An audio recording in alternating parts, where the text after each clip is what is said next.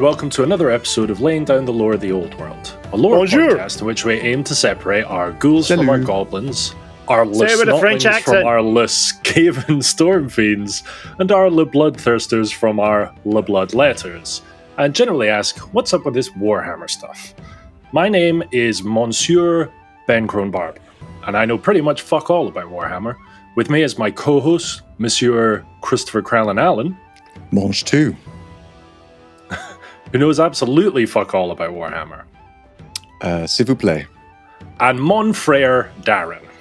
Who knows so much about Warhammer, it's a wonder he has time to do anything else.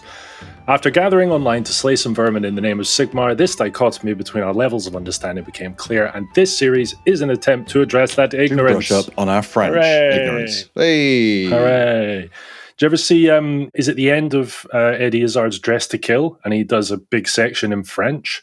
Yes. I think by the end of the Bretonian series, we could do like an entire French intro. I mean, if you're prepared to be cancelled for the cultural insensitivity, yeah. What, for trying to speak French? I think that's flattering, isn't it? I want to shoehorn in a dad joke, which I forgot to get in last week, by the way. Can I? I think I made this one up as well, but I'm open to be corrected if it has been said before. Right, silence. Excellent. No noise for Chris's joke. Go. Okay, apart from laughter when appropriate, of course. Yeah, no. What time does Sean Connery like to play his sports? Don't know. Tennis. I told that joke about 8 episodes ago. About Wimbledon. No, you didn't. I did. I lost my mind. I was out with Amy the other week. I was like, oh, I got a dad joke. I recited it to her and she wasn't impressed. Right, banter finished. No, banter finished. Right. Big thanks to everyone that supports the show. You guys are great. If you would like to support us, there are a number of ways that you can do that. You can head over to Patreon, where you can sign up for our Discord for just £3 per month. Hey, Chris, could you buy a baguette for £3? Une baguette. Yeah. S'il vous plaît. Sorry, Ben, carry on. S'il vous plate, as many of the I'm sorry, myself and Chris are the funny ones. Keep going. Yeah, that's why I laugh so much. Or you can pay an extra £2 and gain access to our bonus show, Chunks of Dar. We also have merchandise and links to our affiliates. If you're into the hobby, just hit the Quartermaster link in the description and support the show. There may also be some ads in this episode that help us create the content for free. So the easiest way that you can support us is just by letting them play fully. It's really quite that simple. Or by putting a comment or a like or all of that algorithm-based horrible. Don't do it. Don't YouTube it. No likes or subscribes. Or do it, but just don't tell us like, you did follow, it. subscribe. Yeah. Like, follow, subscribe. Like, follow, subscribe. And so on. It is, honestly, it upsets me how easily that rolls off Kral's tongue. It's like he's been training for this day his whole life. He's like, look, yes, are you ready. wanting this show to succeed or not commercially? Yeah. I mean, why the fuck are we even doing this? I don't want to be here.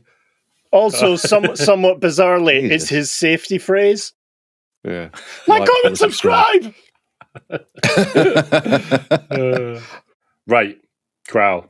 Yeah. You know what time is. I do, but do you? Hello, Reichland.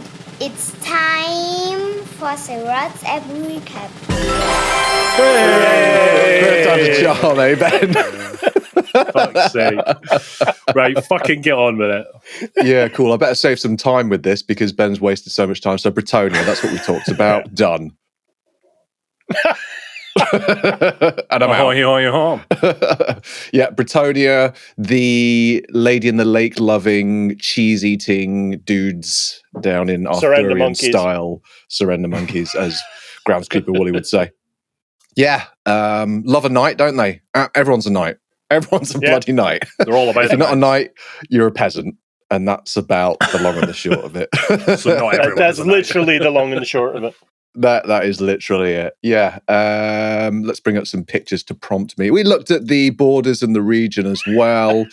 We've got some. Yeah, there was a map. There were tears. We laughed. We cried. It was great. Oh yeah, and there's a forest down there, and the Black Chasm, and Crowd, can you remember where the safest place in Bretonia was? The safest place? Well, if you're a wood elf, probably Athel Loren. Yeah, in Bretonia. But that's not really part of Bretonia, is it? That's just like a... No. Yeah, Ben, that's not part of Bretonia. Sorry, Chris, go ahead. Is it Carcassonne because of the natural borders? Is that right? No. Is that the safest? It was, I think Dar said it was Breton. Breton? Where's Breton? Was it Breton or Aquitaine? It's one of those two above. Because they've basically got Carcassonne is just like a big militarized zone.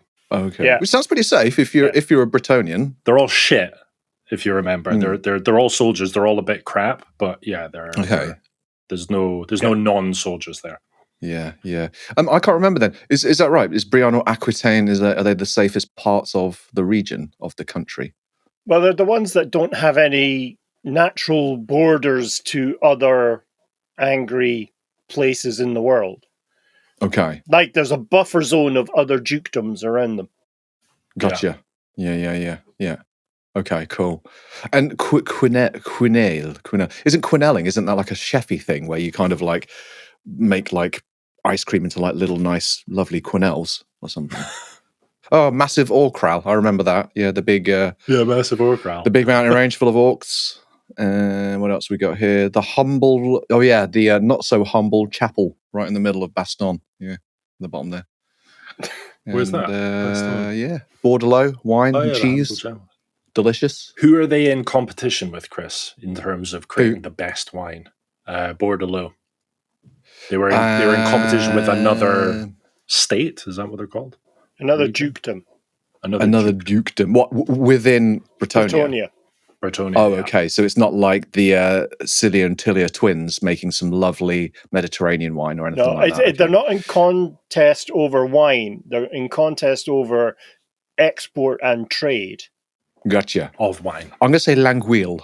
Of wine. Yes. Yay. Oh, well done, wine. I'm looking at the terrain and the nice, the river and the ocean breeze. I'd make wine there. I'm not a winemaker.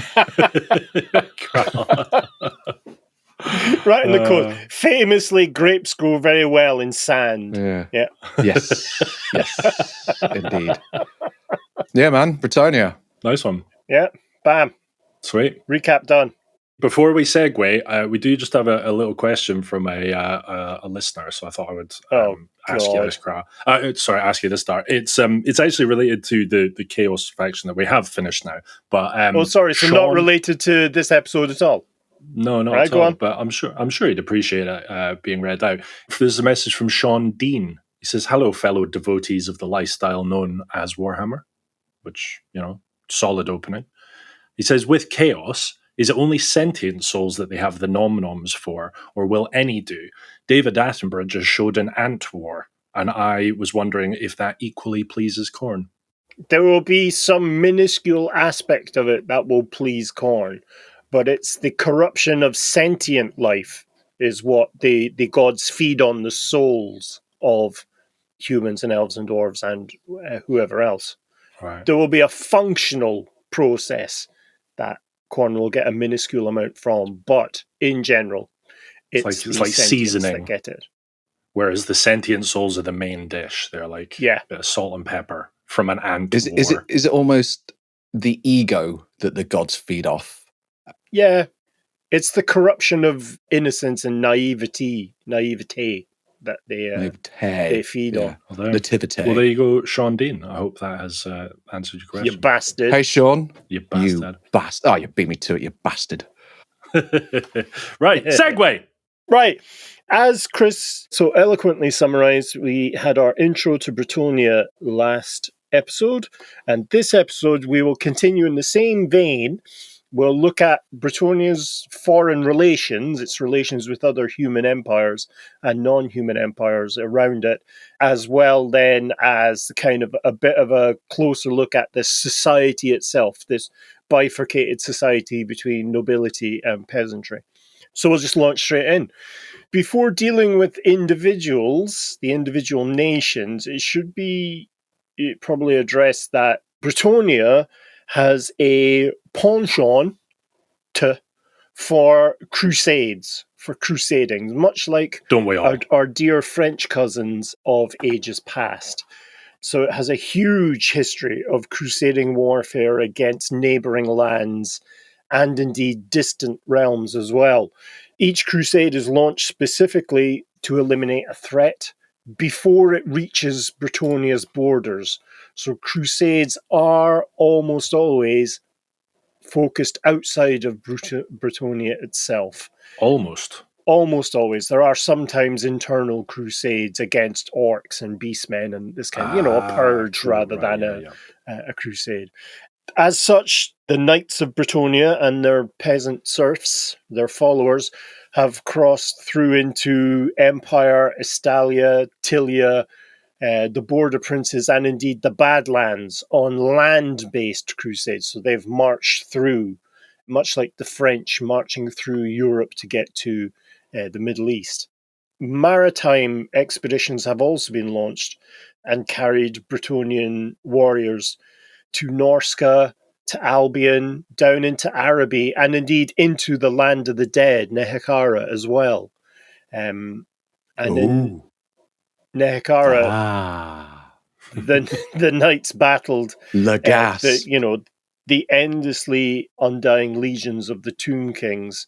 And so you can imagine on these big kind of desert plains, mass cavalry charges into ranks of skeletal warriors, and just the splintering and stabbing that occurred must have been epic. Sounds dusty. Yeah. Mm-hmm. And there's been more than one occasion, we'll cover it when we start getting into the history of Bretonia, of the Tomb Kings then sailing back up to get back the treasure that was stolen by the Bretonian knights. Crusades have been launched, as I say, against the forces of chaos, but the most common adversary have been tribes of orcs and goblins, which they face off against not only in their own country but all around the world, to stop this great happening that would sweep over the lands of men. As such, there are a staggering number of Bretonian fortresses around the empires of men, and these extend not only Bretonia's military force but also their cultural soft power, if you want to call it that, as it's called in the modern world. Despite or probably because of the number of fortresses, Bretonian knights can't man them all. And so they frequently leave a token force in the castle just to hold the castle, while the lands fall to other forces. And then the Bretonians on the next crusade would retake that land using the castle as a strong point from which to launch counterattacks. I mentioned their maritime expeditions. Bretonians claim to be the greatest sailors in the Old World, and they have these huge galleons that are adorned with murals and sculptures, great works of art to show off their prowess. They're armed with cannons, which is a rarity. It's really only ships and sometimes fortresses that will have cannon. As we discussed last episode, their go-to is the trebuchet for land-based stuff. Most naval vessels are crewed by commoners, as the focus of the nobility is on the kind of codes of honor and knightly pursuits. It's not that doesn't really translate to maritime command and engagement. So it turns out that a real path for social mobility among the peasants is to enroll in the navy. There have been many instances of a peasant rising through the ranks to become a captain of a ship, so a complete master of everything that goes on, which is an impossibility within the kind of land-based Bretonian dukedoms. They do also include mercenaries are hired in as captains and crew as well. Mr. Ben. If you had a noble come aboard that ship, would they outrank the captain? They would certainly believe they did. There's been a few cases where they've been disabused of that notion, because the captain is the complete ruler of the ship, even though they are then honour bound to Bretonian nobility and the king as such. Sounds confusing. It is confusing.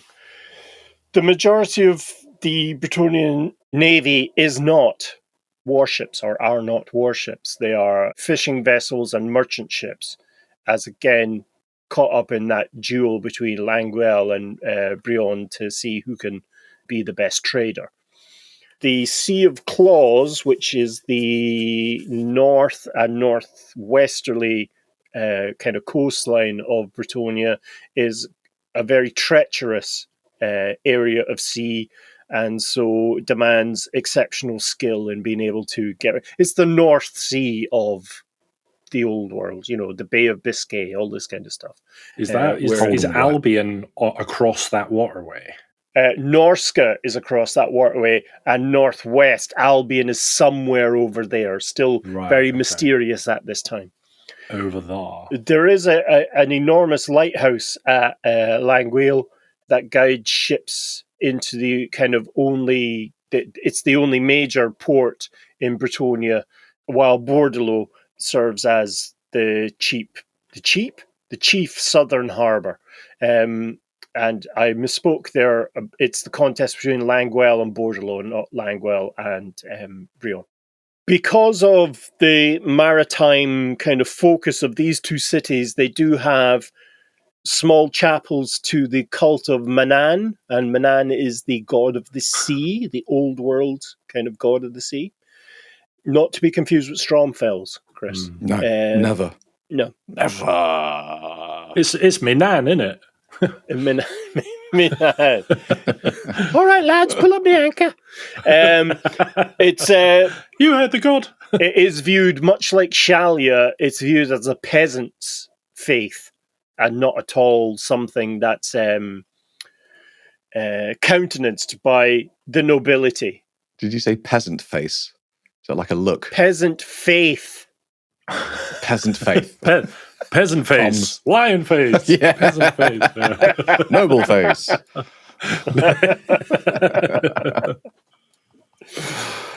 But even in cities like the Languel and Bordelot, they do sort of offer reverence in a we must be respectful of gods sort of way. And it's a rare exception to the kind of rigid class divisions. They will acknowledge these gods rather than worship them, because their worship fully is dedicated to the Lady of the Lake. The tart in the pond, I believe, as Monty Python. Tart in the pond, yeah. So what we'll do now, I will fire up a map, because I know how you guys love a map. I'm looking at the map from last episode as we speak. So was I. Love these visual aids. Yeah, on this audio format. Yeah. Yeah, man. Ooh, look at that over there. God, imagine being a listener not being able to see this cool map. That would suck. Yeah, sort your life out. Or look at the show notes. Right, so if you focus in on Bretonia there, which is in the central northwest of the map, we're going to go clockwise around the human realms. In terms of where we start, it is going to be Troll Country. The Wasteland. So Wasteland. The Wasteland, which represents the Low Countries of our own Europe, our beloved European brothers, the Bretonians really want to incorporate the Wasteland into their kingdom, but they're trying to work out how to do it without offending the Empire. The Old World game that's released and available, the Wasteland is still part of the Empire. The Warhammer Fantasy, which is what we're focused on, they bought themselves out of the Empire. And so they're a separate kingdom, a separate political entity. Sorry, this is the Northern Waste. A sovereign state. No, the Wasteland, which is the bit between the Empire and Bretonia. Yeah. So it's the Bretonia. Okay. Bretonia borders directly onto the Wasteland. Yeah, Wasteland. I got you, bro. Cheers, mate. So the Wasteland is part of the Empire at the moment, yeah? No. It is its own. I literally just spent 2 minutes explaining that it's not its own part of the... They bought themselves out, crap. Okay. Yeah. Okay. The boundary between the Dukedom of Couronne and the Wasteland, which is at the just around the corner of the Grey Mountains, which forms the easterly border of Bretonnia, that's very ill-defined. So there's constant skirmishes back and forward about which bit is Bretonnia, which bit is the Wasteland. Duke of Gisero also wants to claim the northern territories, but unfortunately the Grey Mountains and its 3 passes kind of hamper effective movement of troops and then the logistical support that they would require. As for the Marienburgers, they exploit the rivalry between Bretonnia and the Empire of Man, trying to keep their independence going by dividing and conquering those interested in reconquering them. Marienburg tends to strengthen its forces by hiring regiment upon regiment of Tillian mercenaries, with which they're able to stave off more directly the threats from the Empire rather than simply the kind of Bretonnia kingdom expansion. Where's Marienburg? Marienburg is at the isthmus. You'll see around the corner top of Bretonnia, there's a kind of large river or estuary. Yeah, and bay. It's on the eastern side, I believe. That you'll find Marienburg. Bravo. Okay, speaking of the Empire of Man, the relations between Bretonnia and the Empire of Man really are quite crucial for the defense of the Old World as a whole, because the Bretonians are able to get their forces through the wastelands, either overland or by sea, very quickly into the northern provinces, the northern electoral provinces of the empire, and thus they're able to assist in staving off invasions from Kislev or naval invasions. It's difficult because this map doesn't have like boundary lines like the last one does. I'm getting a little bit confused by the rivers, because the rivers almost look like the boundaries, but they're not, are they? Is that the wastelands is part of, or was until they bought themselves out. That whole chunk of land is the empire. Like the Middle Mountains are part of the empire as well. Yes, that's where Middenheim is. Yeah, I see. Right. Corner. Okay. Gotcha. Okay, that makes more sense now. A recent errantry war by the Bretonian king aided the empire against chaos hordes coming in from Kislev, and that kind of earned the emperor's gratitude, which improved relations between the two kingdoms.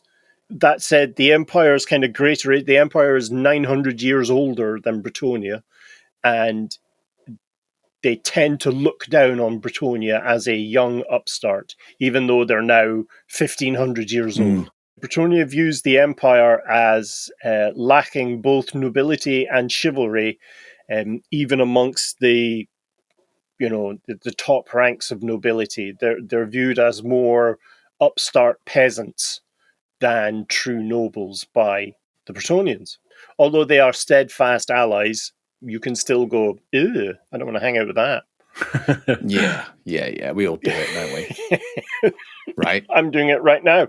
Yeah. I'm always judging you boys. The barbers. Fiercely loyal, but you do smell a bit. Yeah. Sorry, that's me. Yes, I do, yeah. I was talking to Growl, but fair enough. If the hat fits. If on the map you'll see we come down through Skyscraper Pass, Blackfire Pass, Ben, into the Border Princes. Now, this is an area riddled, perhaps infested, by the descendants of Bretonian knights who fought crusades against the Greenskins. A lot of the Border Princes still owe fealty to one dukedom or another within Bretonnia, though the kind of vaults mountains that separate them makes this fealty largely symbolic. It's used to kind of zhuzh up their own claim to nobility rather than any kind of real fealty to the Bretonian crown. As I say, they view themselves as honourable Bretonians rather than the kind of robber barons that kind of rule much of the Border Princes. Although this self-perception does make Bretonians sort of unpopular with other inhabitants of the Border Prince region, because it's very much the I'm better than you, I'm deigning to give you an audience style. The Bretonians, they're looked down on other nobles within the Border Princes. So there's a constant kind of roiling tension within there, and lots of skirmishes between the various principalities in there. We now go around the bottom to Tilia, or Fantasy Italy. There really is not very many dealings between the Bretonians and the Tilians. Bretonnia never officially, in quotes, officially hires mercenaries, reducing any kind of military interaction that they might have, or the opportunities for such interactions. The Tilians, for their part, view Bretonians as either stupid nobles or kind of fusty peasants, which is a great Scottish phrase. I really like that. Fusty peasants. Fusty peasants. What are Tilians? Are they like middle class? They are technically Renaissance Italians. Okay. Or just pre-Renaissance Italians as well. Okay. As for themselves, the Bretonians viewed the Tilians as thieves, posing as merchants, and mercenaries pretending to be, warriors. This White warrior boys, ideal. dodgy, dull boys. Very similar relations are held with Estalia. Estalia is another great mercenary kingdom. Their relations are pretty good because they do share a border, but there are a lot of border skirmishes there.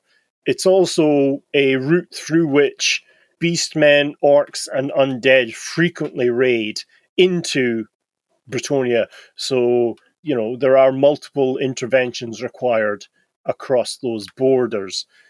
Bretonians view the nobles, especially the Bilbalian nobles, as peers.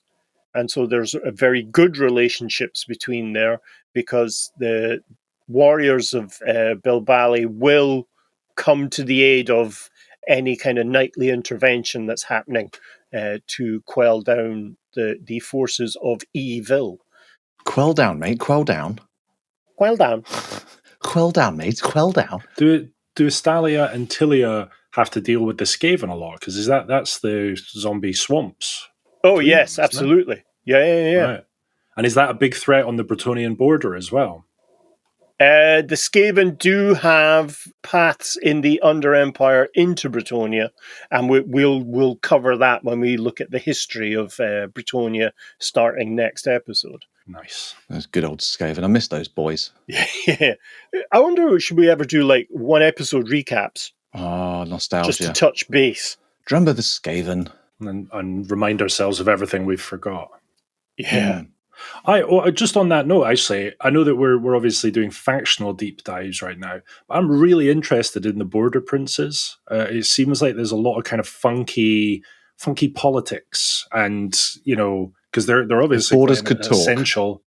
If borders could talk, they're obviously quite an essential part of the defense of that human realm, aren't they? Because they're very much the dividing line. So would we cover them in any, or that area in any? We can do, yeah. It's really something that's dealt with more in the role playing game. That there's more lore via the role playing game than there is via strictly via fantasy battle. But it's something we could absolutely look at.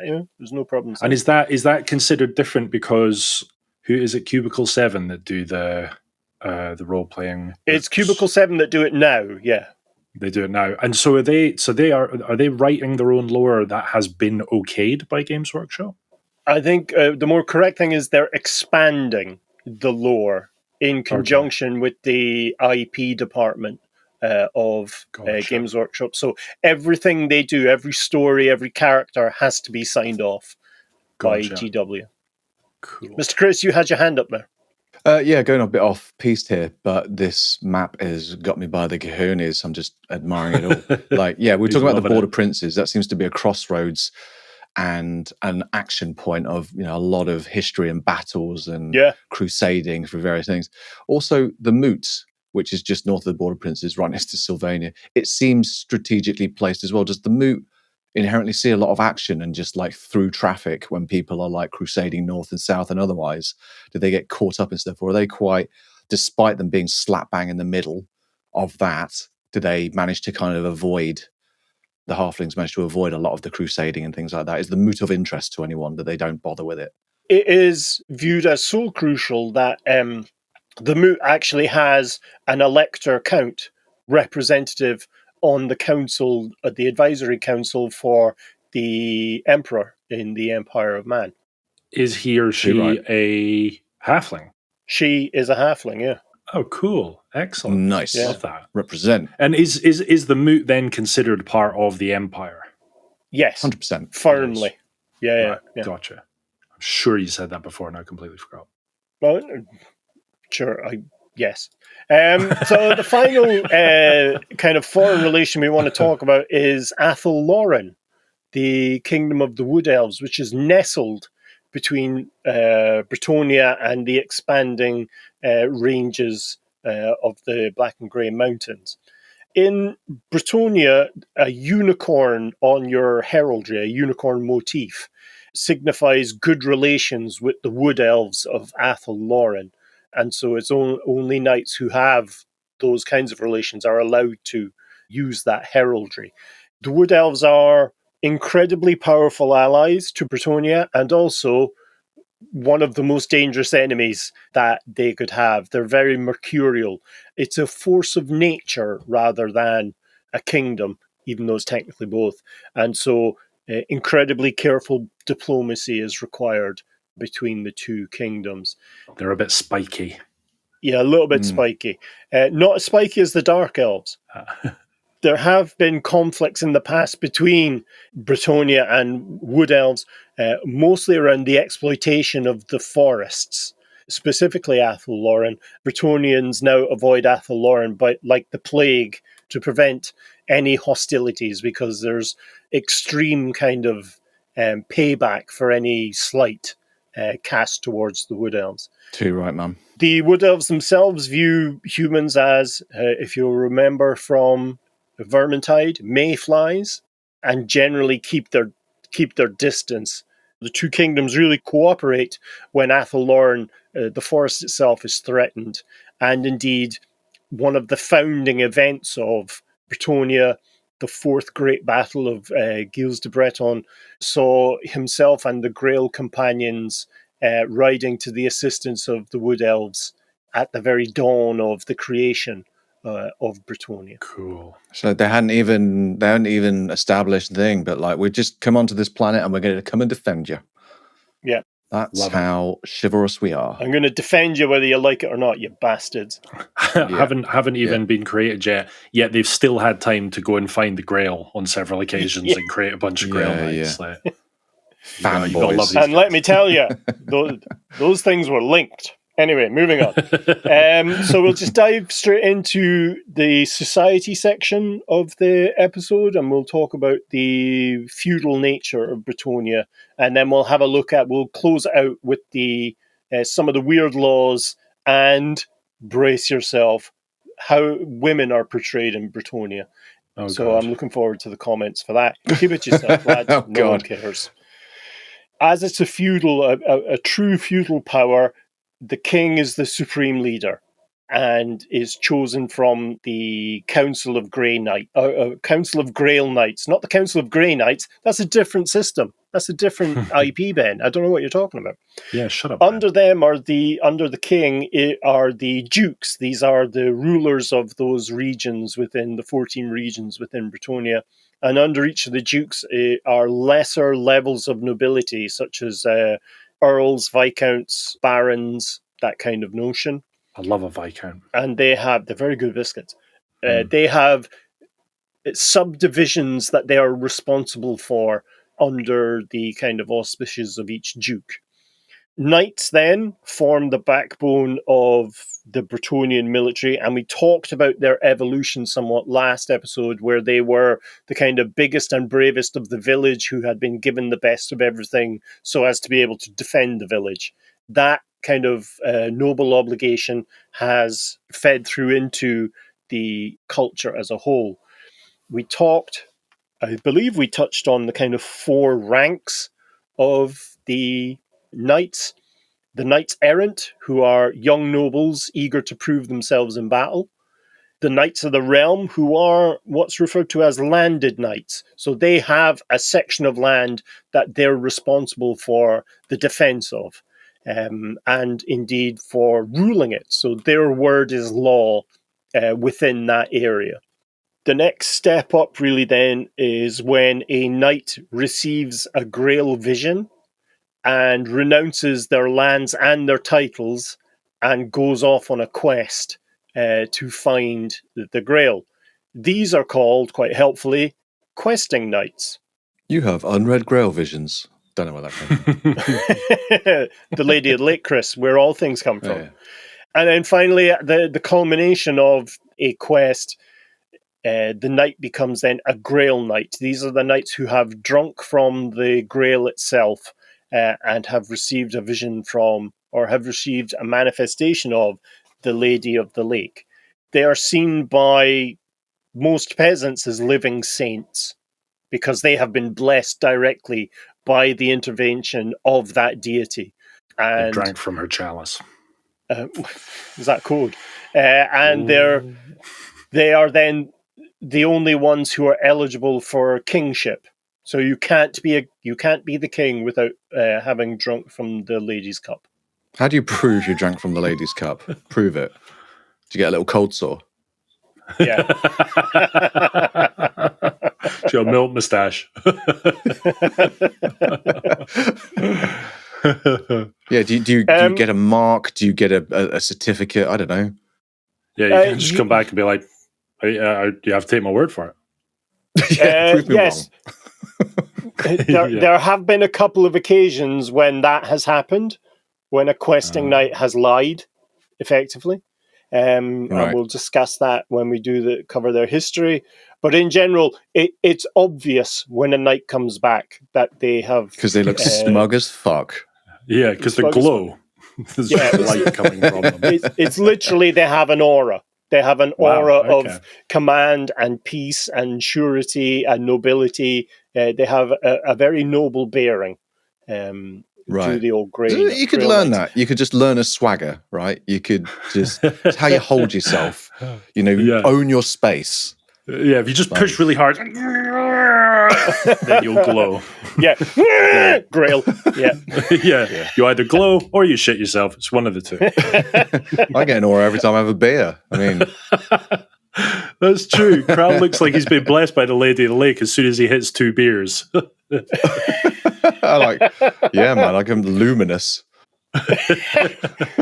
No, he's probably hounding her, going, bless my crokinole board, please, bless my crokinole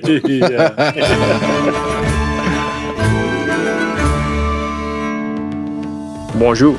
Are you a knight errant like me who struggles to maintain this terrible Bretonian accent and who dreams to be more but can't find a worthy cause? You are not alone, mon ami. At crusademarketplace.com, join hundreds of aspiring knights and find their cause worth dying for. Seek glory in noble campaigns such as the quest for culinary justice, a crusade led by Francois Ratatouille in an attempt to regain his honor after a halfling pissed in his fromage pastry during the famous Pie Week. Or perhaps the Great Defensive Offensive would be more fitting to you. A push into the Middenmoors by Duke Jean-Luc Garlic to claim the head of Hans Marshal Ferdinand Rottenbottom, who dared call the sacred Lady of the Lake a soggy tart. Ha, putain. Whatever your destiny, come find it at crusademarketplace.com. Sign up today and get a free horse. In terms then of the peasantry, there really is only 4 stations that they can fulfill. They can be full-time soldiers, men-at-arms. It's probably the best of the day-to-day life for a Bretonian peasant. They can serve in militias, which are really raised up only in times of war, wielding kind of bows and pikes under the command of a noble. And they can be the vast majority of them are simply serfs, which is a fancy word for slave, and farmers. That's really what they do.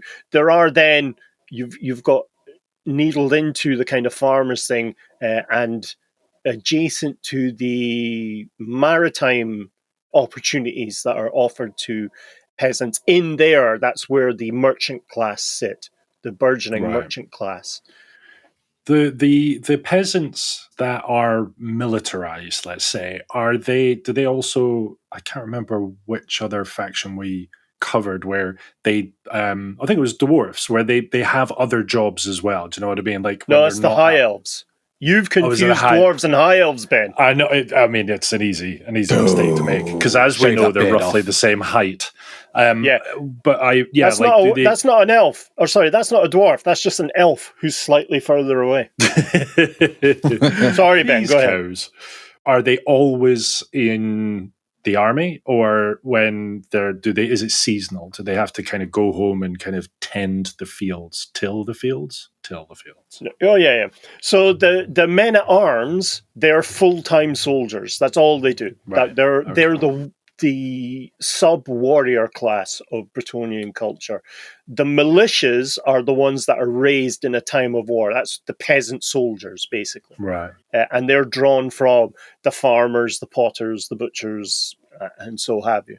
This rigid caste system really enforces the kind of divine right of the nobles and strips the peasants of any power, any semblance of power whatsoever, with the exception of the kind of growing merchant class, and ensures that the bulk of Bretonia is bound to specific lords, specific aristocratic positions, if not to the lord itself.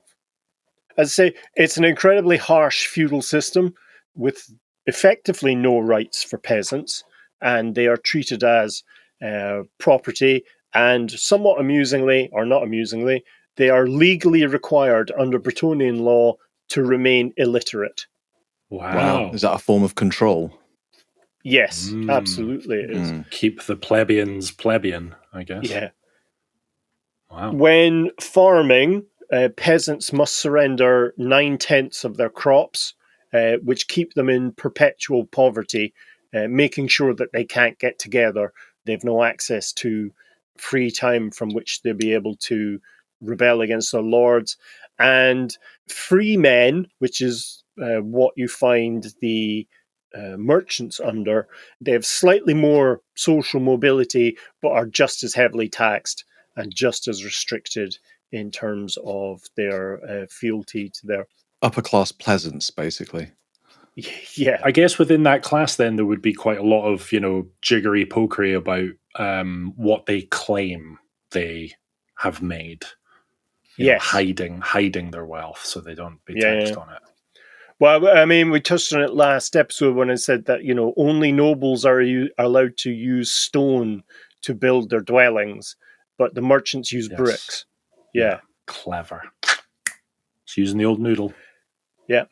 In terms of the justice system, most things are punished by hanging, and any act of rebellion against a noble results in, truly gruesome public executions. I like to think that someone is strapped to two different trebuchets pointing in opposite directions. And they just... There's just a farmer in a field far away. It's just like pairs of legs landing next to them. The city's at it again. There's variations on a theme, though, because you could have trebuchets facing each other as well. They just splat. Yeah. You could have them you could spin them 90 degrees, so one's going forward and one's going backwards. You could do them the same way. Spun to death. No, what it is, it's one trebuchet, but it's pushed right up against a wall. So when it's bang,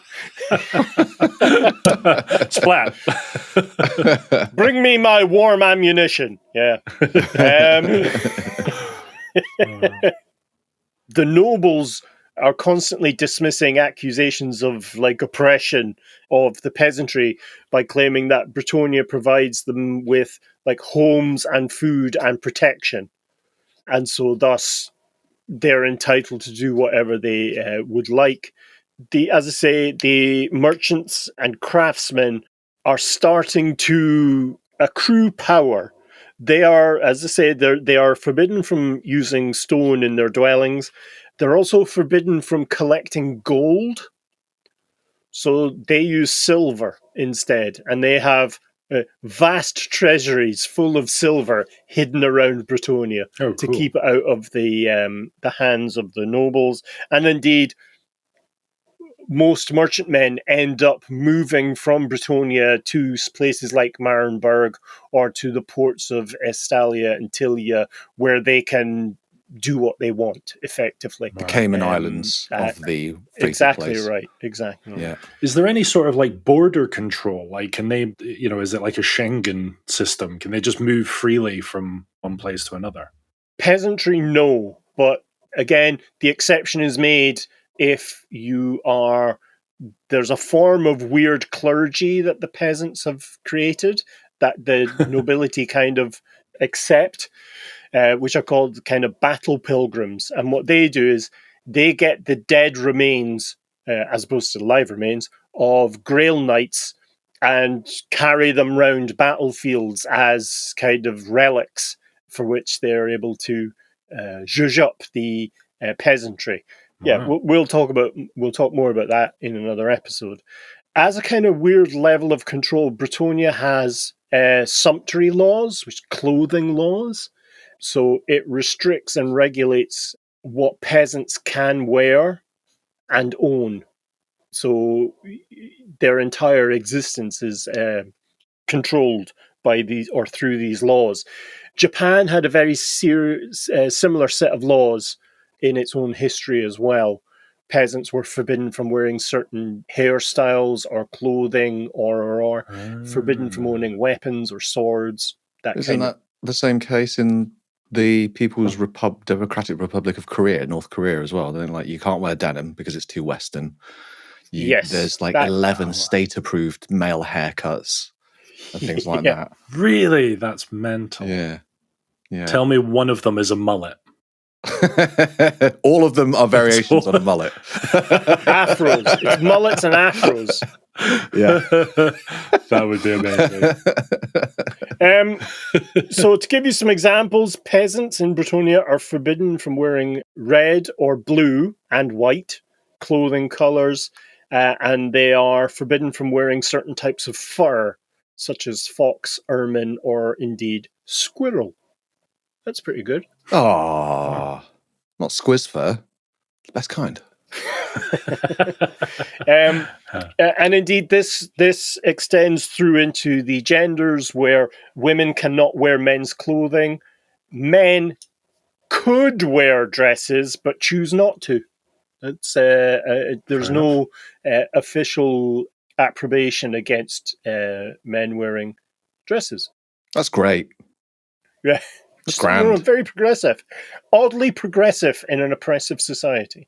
Yeah. Peasants are forbidden any form of armour unless serving in a feudal army, and are forbidden from carrying swords and lances at all. Gunpowder weapons are unregulated because Bretonnia has no truck with them. And so why would they need to include rules against that? Mr. Chris? No swords and axes, but nothing stopping you carrying your scythe or your pitchfork around. Yeah, the peasant militias, that's how they roll. The men-at-arms wear studded leather armour and carry halberds. Are they state provided? Like, does yes. So they don't have to like provide their own leather studded armor. No, but they do have to pay for maintenance of the equipment they have, and there's harsh penalties for damage or loss of such equipment. There are, of course, exceptions to all of these sumptuary laws, with the lords granting exemptions at their will, largely, and sometimes as a reward for their exceptional service. And this it includes everything up to and including being gifted a small red ribbon to signify loyal service. Ooh, even though they can't wear red. Yes, this is the exception I was just talking about. They're granted by the nobles to individuals of good caliber, ones who represent the values of Bretonia. Are they provided for things like, valor and kind of acts of courage? Yeah, that kind of idea. Yeah, or is it just because they turned up to battle not covered in shit? Yeah, it's one of those things where, like, I really don't like that peasant. Give him a blue jacket and let's see what happens. With a target on it. Yeah, well, I mean, it's one of those things where the nobility definitely believe in collective punishment. So if one of your members of your village steps out of line, the whole village suffers. That kind of idea. Yeah. We touched there on the gender difference. There is almost complete gender inequality between men and women. There is a enforced kind of fedora wearing extreme politeness that nobles have to express when dealing with women, but women as such have no say in their own treatment. This, of course, extends into the class difference where noble women will receive kind of honor and deference, but peasantry women are they're viewed as perhaps not even humans. They are as their male counterparts. Women cannot own property, must travel with a male escort. I don't know if this is a gigolo, a hired prostitute man. Deuce Bigelow. Yeah, there we go. Nailed it, Jinx. Nice. And can't really engage in any professions. They're treated as wallflowers by the Bretonian males. The exception, though, of course, is the damsel of the Grail damsels, who are the priestesses of the Lady of the Lake, and they're recognized as being their own distinct power within Bretonia. There is a history of women going to war disguised as men, disguised as knights, and indeed there is Rapance de Lyonesse, who is the Joan of Arc equivalent in Bretonia, and we'll discuss her at length when we look at the heroes and heroines of Bretonians past. This kind of advanced social misogyny does impact adventurers and merchants and ambassadors from other countries who are treated with, courtesy, but no real respect. And they're often ignored in favor of their male companions. Now, this historically, within the game itself, not just the lore, but the game, has been true since Bretonia was created as a separate faction.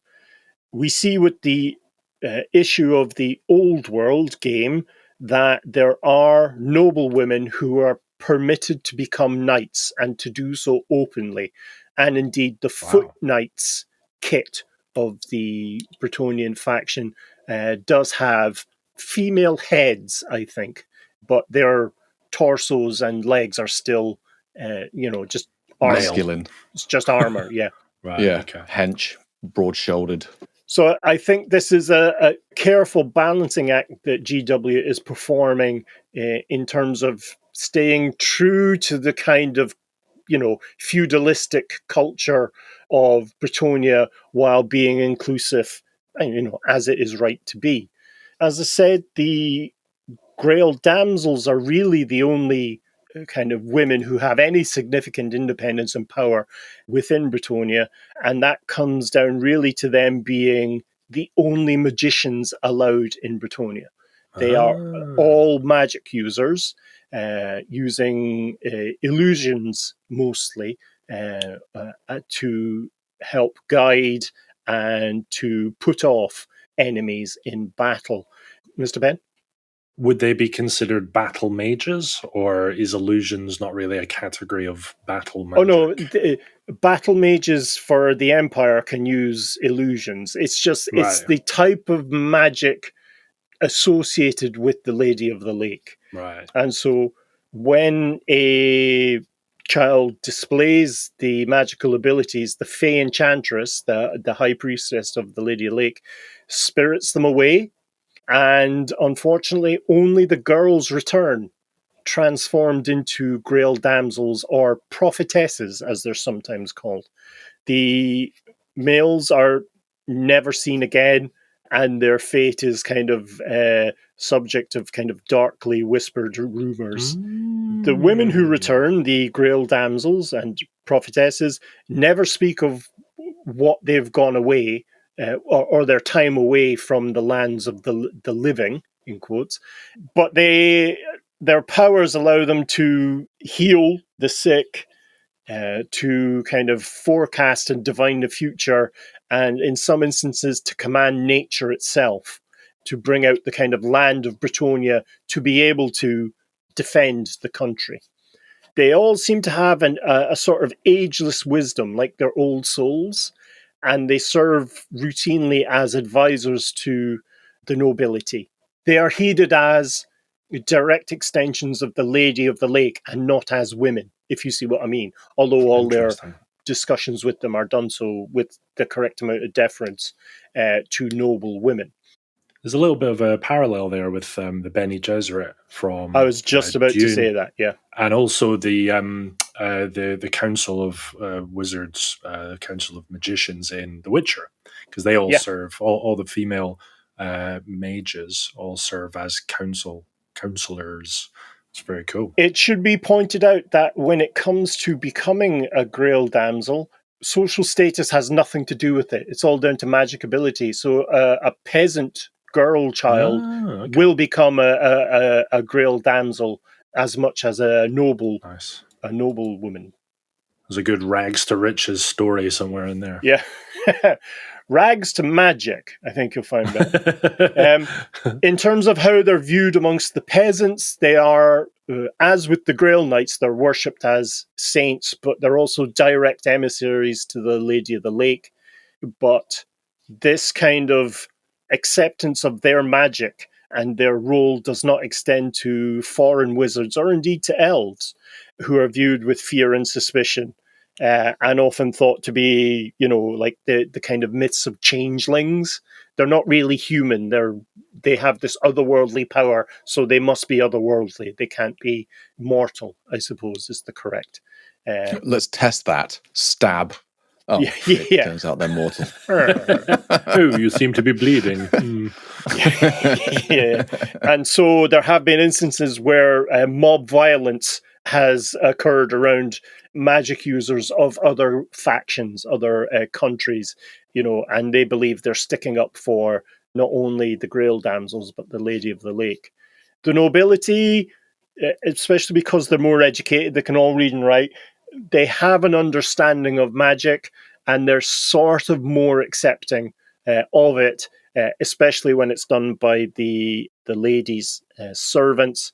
However, it's still, much like with the Empire, there's still a lot of superstition around this magical belief. We're at the end of the lore dump for this episode, and I should say it's now the point where I think it would help for the rest of the Bretonian deep dives to understand who the Lady of the Lake actually is. She's not a mortal goddess, as it were, like Sigmar became. The Lady of the Lake is actually Lilith, the elven god or elven goddess of dreams, visions, and kind of the future, prophets, fortune. And she took up the role of the Lady of the Lake and appointed or chose the Bretonnian people as the vessels for her kind of worship for two real reasons. The first is she wanted to have the spiritual worship power from men, from the kingdoms of men and women.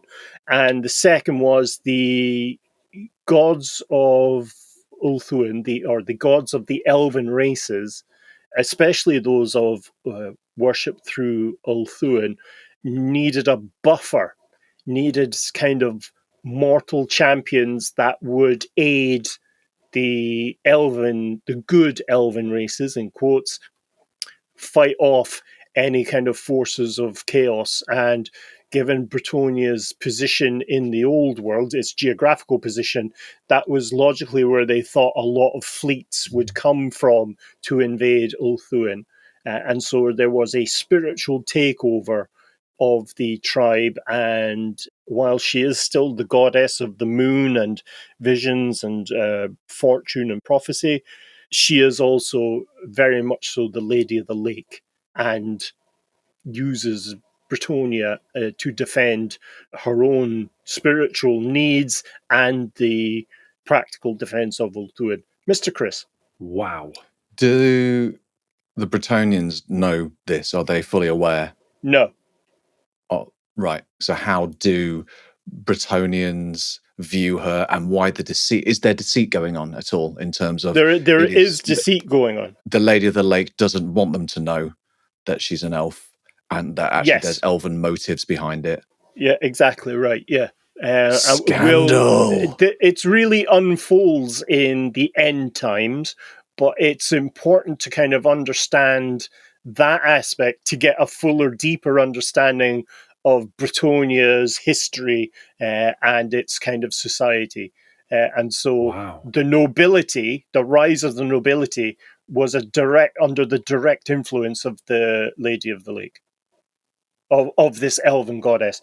Mr. Chris. Does any citizen, noble or otherwise, royal or otherwise, know the secret of the Lady of the Lake? In fact, does anyone in any man factions, the Empire, for example, or Cilia, or does anyone know? Do the Chaos Gods? Does anyone outside the elves know? No. Wow. In fact, the Grail damsels themselves may not know. That's cool. The appointed really cool. Priests of this, because she created the Lady of the Lake as a distinct, separate identity, even though it shares a great deal of the aspects of Lilith's day-to-day worship in the Elven Kingdoms. Lilith. So is Lilith in kind of typical godlike form appearing really in two places at once? Like she is an aspect that's worshipped in Ulthuan, but also is present simultaneously in Bretonia. Is it like a sliver of herself? She's worshipped in Ulthuan, but if she was to be located anywhere, it was Bretonia. Right. Okay. Interesting. So when she manifests within Bretonia, she manifests as this ethereal human woman. Right. With normal ears. With normal ears. Just to cover the beanie. Always with a sweatband. Always with the sweatband. It's just duct tape. She's got hair-coloured duct tape on her ears. Yeah. So, you just caught me coming out from the gym. Sorry, just ignore the sweatband. It's Yeah.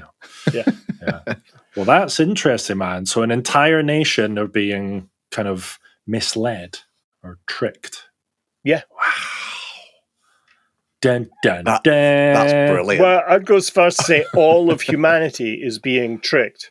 But she's doing it from her own subjective good reasons. Right.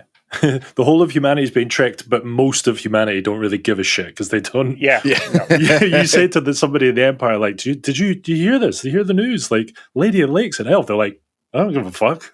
So what? It changes nothing. There's nothing to me. Does the Lady of the Lake serve any other man faction? I've got the right term, man faction. Man faction. Yeah, she's actually also Khorne. No, I mean, is it really a Bretonianism? Really, like, does the Empire benefit, worship, respect, acknowledge the Lady of the Lake? Do you know, in any way? And same for Cilia and Tilia. Well, I mean, they'll acknowledge the religion of the Lady of the Lake and the importance of that religion to Bretonia, but it's not their bag. I mean, her influence ends at the borders of Bretonia.